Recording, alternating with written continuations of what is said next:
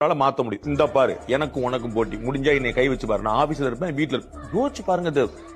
Sentences and statements. நான் வீட்டுல இருப்பேன், ஆபீஸ்ல இருக்கேன், என்னை கைவிங்க, என்னுடைய தொண்டர்கள் தொடாதீங்க.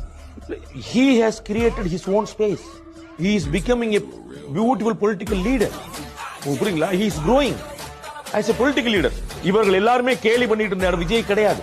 உங்களுக்கு புரியுங்களா? அவருக்கு என்ன தெரியும்? பாட்டு பாட. நான் தான் சொன்னேன், அவருக்கு அவருடைய ஆடியன்ஸ், அவருடைய தொண்டர்கள், அவருடைய கேடர்கள், அவருடைய ரசிகர்கள் என்ன விரும்புறாங்களோ அது கரெக்டா தீங்கி போற அந்த இடத்துல அப்படியே எமர்ஜ் ஆகி கீழே மேல வர. இன்னைக்கு விவாதம் பாருங்க, டிஎம்கே சர்டிபிகேட் மாத்திட்டாரா இல்லையா? புரியுங்களா? அங்க விவாதம் என்ன வந்துச்சு? ஏடிஎம்கே டிஎம்கே தானே இருந்துச்சு. அப்ப 41 விஜய் அவர்கள் பியூட்டிஃபுல்லா ஸ்கோர் பண்ணார். அவர் அழகான ஒரு ஸ்டேட்மெண்ட், ரொம்ப நீங்க சொன்னது போல ரொம்ப வெல் கிராஃப்டட் வேர்ட்ஸ், ரொம்ப தெளிவா. அதுல 1 வருத்தம், 2 சந்திப்பேன், 3 சிஎம்க்கு எச்சரிக்கை, 4 என்னைய தொட்டு பாருங்கிற ஒரு போல்டு ஸ்டேட்மெண்ட், 5 ஸ்ட்ராங்கா நம்ம வருவோம் அப்படின்ற மெசேஜ். Purely politics.